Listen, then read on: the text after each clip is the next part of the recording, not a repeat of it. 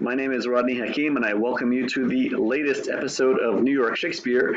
We are in our Spotlight on Education series, where we are focusing on writers, authors, scholars, and thinkers about Shakespeare. We are in our year-end phase, so keep an eye out. We will be coming up very soon in the coming weeks with our year in review. But in the meantime, you can go back and check out all of this year's interviews on Instagram and elsewhere. You can catch us all over social media on Instagram, Facebook, Twitter, or X, LinkedIn, YouTube, WordPress, and more for all of the past discussions, and to connect with us for all the news about what is happening in the world of Shakespeare in New York and beyond. Today, as I mentioned, we are in our Spotlight on Education series. We are discussing the works of a wonderful author by the name of Dan Jammal. Hello, Dan. Hi, how are you, Ronnie? I'm great. It's a pleasure to have you here today and to learn more about you and all the wonderful novels that you have put together. So, to introduce you, Dan is an independent scholar and a writer. He's based in Cambridge, Massachusetts, and I think you have some affiliation with the schools over there, right, Dan? Yeah, independent researcher at Harvard, yes. Okay, all right. So Dan is the writer behind a number of exciting Shakespeare-based novels. I'll hold them up one by one. We've got there's four titles here. This is Hamlet's Story Must Be Told. It is a riff. Your four novels, they're all a riff on what happens to the characters of Shakespeare after the plays that they're in unfold. Right. So this is the one about what happens in the world of Hamlet after Hamlet passes and Horatio is left holding the stick, so to speak. We've Yes, got exactly. a plague of both your houses, which tells us the story of the Montagues and Capulets and Friar Lawrence. After that story unfolds, we've got All Hail Fleance that shall be king hereafter, and this is the story of Fleance after the events of Hamlet. I'm sorry, of Macbeth unfold, and Yep. it's also Malcolm and Donalbain, and a lot of fun Yes. stuff. And here is Draw Thy Breath in Pain to Tell My Story. And this is more of an amalgamation of some of the different characters. You have Lady Macbeth, you have Ophelia, you have some others. So Yes. a wide range of novelizations based on the characters and the stories of Shakespeare. So before we get to Dan, to your story of how you put these all together and what the process was of putting these four books into the wonderful format that they're in now, let's just take a moment to find out about you. And before we explore your own history, I just want to look into the environment that you're in back there. I see that lovely Shakespeare portrait back there. Which portrait are we looking at back there? Yes. This is the Kobe portrait. I believe discovered and announced by Stanley Wells. I think it was 2012 officially. I mean, of all the great portraits that are out there, I think the Kobe tends to hit the hardest for me as far as just beauty and a well done portrait. Okay, and that's really something. And there's Stanley Wells, for those who don't know, is one of the great writers and thinkers about Shakespeare in the last, I'd say, what, 50 years. He's Yeah. written some of the almost like the Bibles of what we know about Shakespeare today. So and he's still active. He just put out a book, I think, about a year or so ago. So he's one of the Yep. greats. He's over in the UK, Stanley Wells. And Dan, you yourself, you are doing a lot of work with Shakespeare. So tell us, these four novels that you put together, what's your road that you traveled to get there? How did you get involved in Shakespeare scholarship? What took you into the world of Shakespeare to begin with? When did you get started? Sure. Thank you. So I'll start, I guess, if I'm going to go down the avenue of really beginning the novels. I was living in Boulder, Colorado at the time. This was back in 2003, and I had gone through reading all of the plays, one after the other, just because it was, I kind of wanted to introduce myself to all of them. And then when I finished, and I've been a writer since childhood, always writing sort of my own fiction stories. But when finishing the plays, my read-throughs, there was something sort of in that desire of, I wish there was more. Like obviously this is an author that is not a current modern author where I could read any modern writer and they put out another book a year later. So with Shakespeare, it was like, I just wish there was more to it, more stories, and something more I can dive deeper on the characters. And then as a writer, I said to myself, well, I mean, Shakespeare is one of my deepest passions. Why would I not pursue not only fulfilling something that I could give others, but even for myself, like a story that I would love to read and really like dive deep into and get caught up back in the world of Shakespeare. And so, Hamlet being my favorite of all the stories, of course, my first novel was the sequel to Hamlet, where this Hamlet story must be told, being the title. And I imagined Horatio being our last living character. To me, he seemed like the most ideal first person perspective to introduce like what does happen next in the story, especially with Hamlet's final words of, tell my tale, tell the world what happened here. And so that is exactly what I have Horatio doing in this book. And then as my years have gone on, of course, I've continued to just really thrive in the storytelling version of just continuing Shakespeare stories. And that's where each novel, at least my first three, came within a year or two after each other. And then my most recent, which is book four there, Draw Thy Breath in Pain, to tell my stories, my most recent release 2023, actually beginning of this year, actually. And then actually I got a new book coming out, a similar eight story, short stories. I'm really excited about this one. It's a much darker take on the characters within, focusing on stories from Ophelia, Lady Macbeth, Lavinia from Titus Andronicus and her experience within that play. So yeah, I guess for me, writing has always been, especially these Shakespeare novels, the continuation of something that I wish we could have more of in this world.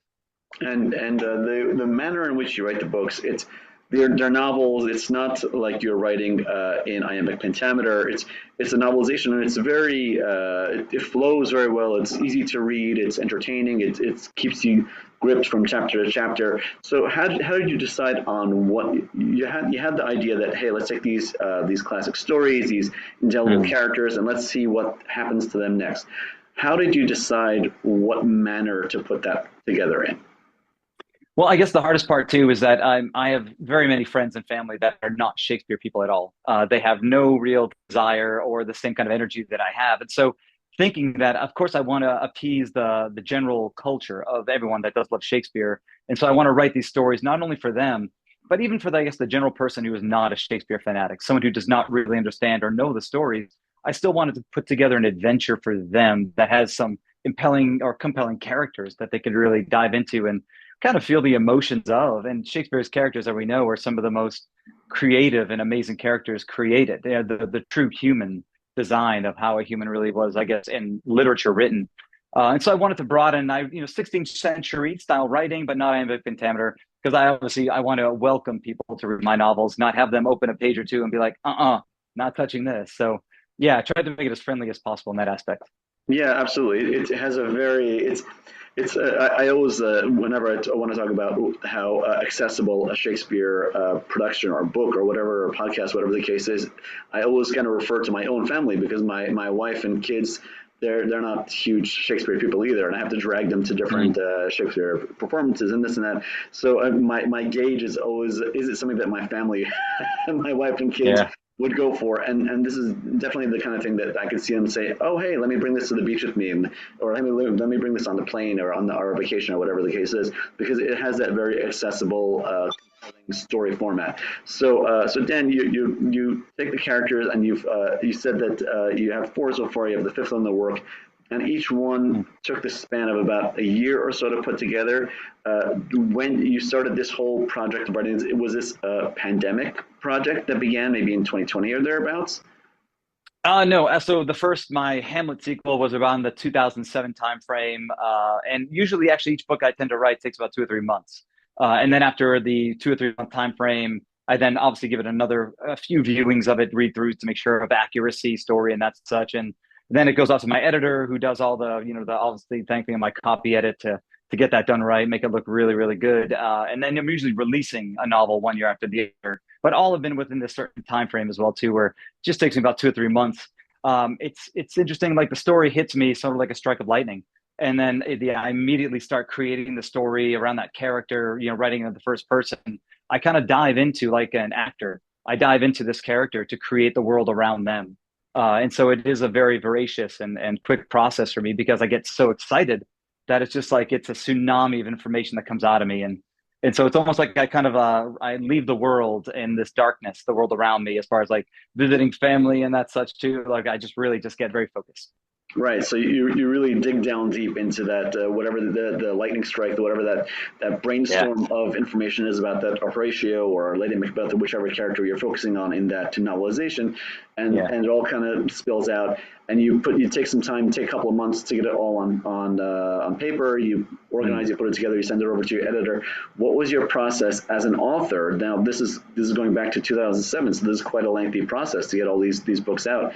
Have you been with the same editor and the same publishers throughout the process, or has that evolved also? I did change one editor. My first editor, Arlene Uslander, based out of California. Actually, after my first novel, I was ready to get my second one out there. She sadly had passed away. So I eventually, my current editor, Sue Rasmussen, I was able to connect with her within the time frame of finishing my second novel as well. And she's been with me ever since, her eye for my writing and the understanding of my writing to be able to kind of keep my flow going and have that creative eye, not just grammar alone, but just to make sure that my vision stays as tightly as I want it to. She definitely assisted with that. Publishing, I have actually reached out to some publishers and agents. I am self-published, so these are not, through a general publisher. I through one agent in California. They had spoken that my series was quite unique and very interesting, but as far as that didn't quite take off there. And I haven't really, I guess, pursued much. I've been more the independent route as far as getting my books out there specifically, especially getting them carried not only on like Amazon where they're available, but in the Cambridge area within several bookstores, including like Harvard Bookstore for that matter. I think that for an independent author like yourself is as big a challenge as the content of the book is to find Mm, the right, especially in the current day and age where it's so different than it was maybe 10 or 15 years ago, where you had the big bookstores. Like if 15 or 20 years ago, 10 or 15 years ago, if you wanted to be a successful author, you had to get your book in Barnes and Noble and you had to get your book in Borders and maybe yes. one or two other things. And now Borders is a thing of the past. People that are watching this Mm, program might not even remember what Borders was, yeah, but that right. was maybe number two to Barnes and Noble back in the day. Uh, so now that whole algorithm is different. Now the main channel you want to be on is Amazon, right? Yeah, very much so. I mean, their distribution alone, their marketing, advertising, distribution, I am in a paid program with them to get my books seen more often on as far as getting into people's feeds, as far as recommendation books and that such. So, I do as much as I can to try to get the word of my book out there, especially Amazon, as much as Barnes and Noble is also great. Don't get me wrong, I'd love to be on their bookshelves one day, but the avenue through Amazon does make it a little easier for a self-published author to really get out there. And the fact that you mentioned the fact that you're in Cambridge, Massachusetts, you're right near all the major universities there. You're Hmm. doing some work with Harvard, so getting into the bookstores and the bookshelves over there, I'm sure, is a huge thing as well. I mean, it's humbling to be able to be on their bookshelves. It's a really wonderful experience to have, going to the fiction section and see in such prestigious bookstore, especially Harvard Bookstore, where they've been around for I think a little over 100 years already. It's just such a destination spot because Cambridge being due to Harvard University, but it's a very tourist heavy kind of place. So to not only get local students or other professors or such that shop that store to be able to come across my book, but even a lot of international crowd that come to visit have that ability to have them pick my book up at the store too is that just it's a gratifying moment. Yeah. Okay, so that's really wonderful. So Dan, you have these four books. A fifth one is on the way, and Mm. it's been something that's been like a brainchild of yours, a passion project of yours to get these on paper, get them self-published, get them into bookstores, get them on Amazon. Aside from that, you are also Mm. continuing to do your independent research, your studies, and you're also going to visit sources of study, including a rare session. I think you told me at one point in the recent weeks that you spent a couple of hours with a first folio. How on earth did that come about? Yeah.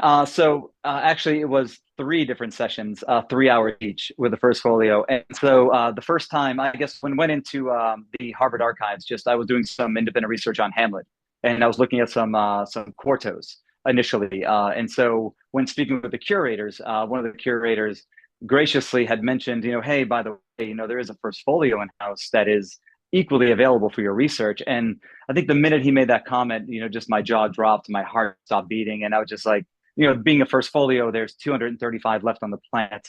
It's such a rare and amazing book within itself. I never thought in my lifetime I would ever physically, and the Folger Shakespeare Library does an excellent job on displaying them, especially if they just opened this June, the new exhibit of the first folios. But the ability to touch one was just jaw-dropping. And in that same day that they had mentioned it, they pulled it for me within the hour. And I That's was amazing. paging, yeah. The moment I think now I am not married, I have no children, but the moment they wheeled the book out, I think it's the same experience some might have when you have that first child delivered. Like I'm greatly assuming that's exactly the experience that people would have. Because when they wheeled it out and my heart was just racing, and then they laid it in front of me on this protective foam, and they said, "Here you go, enjoy." And it was just I could barely contain myself in that first viewing, and it was mind blowing just to be able to page through to see the Droshout engraving, and it was amazing. Yeah, it was a great experience. Did you have to wear protective gloves of some kind to flip through the pages? You know, first thing I asked was, okay, what kind of gloves do I need to get? And they said, no, no, no, no gloves. And I had requested, they said the gloves themselves, when turning pages, because gloves are quite slippery, that you actually can't grip the page as well. So your natural oils on your fingers won't really do much damage to the book itself. And so, but it gives you a better grip on the page to turn the page so you're not ripping the pages. And I thought the insight on that alone was, I mean, that to me was way more exciting, of course, because now my hands have actually physically touched the pages. So it's, Unbelievable. Yeah, I yeah, quite remember so. not so long ago, maybe about a year and a half ago, there was an exhibit here in New York City where the New York Public Library had the copy of the portfolio on display. But again, Mm, it's a very different thing of it being on display and being behind glass than yeah. actually having the opportunity to sit one on one and flip the pages and really engage with the first folio, not just once but three times for an hour each. So that's Yeah. really something impressive. And I'm sure you walk away with that with a whole deeper understanding of the text. Oh, I mean, I'd actually, of all the research that I did as far as doing some just general research, comparing it to the Weston Rasmussen catalog as well, too, as far as all the different imperfections and the way that certain page numbers don't flow the way they should and that such, I was doing a fun comparison of that as well. But to sit and actually read Hamlet, literally read it from a first folio. And, it's one of those where you take a look at this and you realize that the fellow actors that put this book together back in the day were friends of Shakespeare. So to be able to actually be able to read a book that they put together for him, it was just it. I mean, I'd love to say mind blowing, but it was one of the like most humbling experiences of my life, and I'm extremely thankful for Harvard for giving me the opportunity to do it. And hopefully, I can find further reason to go back in there to do it once again. But we'll see how that goes, of course. I might have to pay a visit over there to join you for that expedition. That sounds like an incredible I would love to. opportunity. Yes, I would love to have you join. You better believe it. So Dan, you were recently you're in Massachusetts. You were recently in New York a week or two ago, and you took Yes. in the production of King Lear over at the Shed, starring Kenneth Branagh. What was your take on that? Yes. Now, this is my second Branagh play as well. Actually, back in, I think it was 10 years ago, he did Macbeth at the Armory.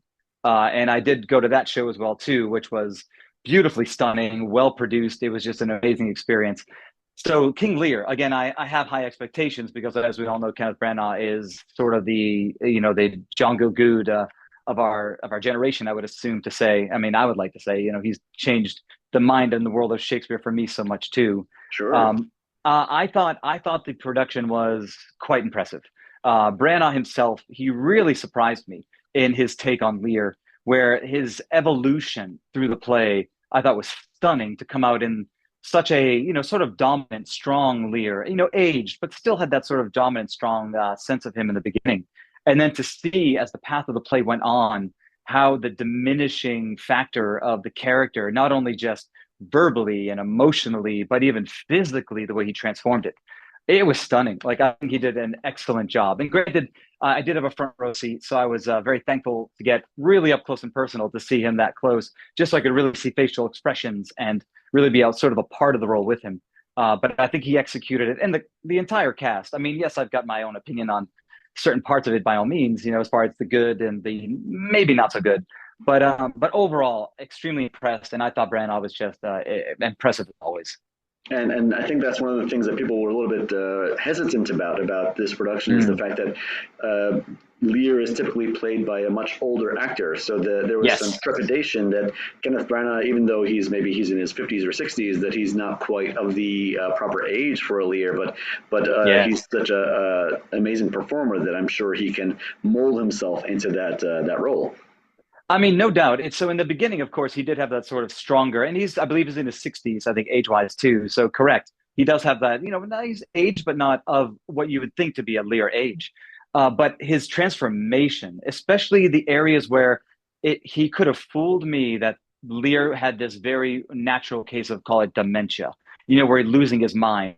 And he not just even just the words performed, but the expression on Branagh's face really, I mean, I could not have believed more that he went from the 60s and transformed to a gentleman in his 80s just within this path. It was quite impressive. So I would say anyone that is even wondering whether it's worth it, 100% it is.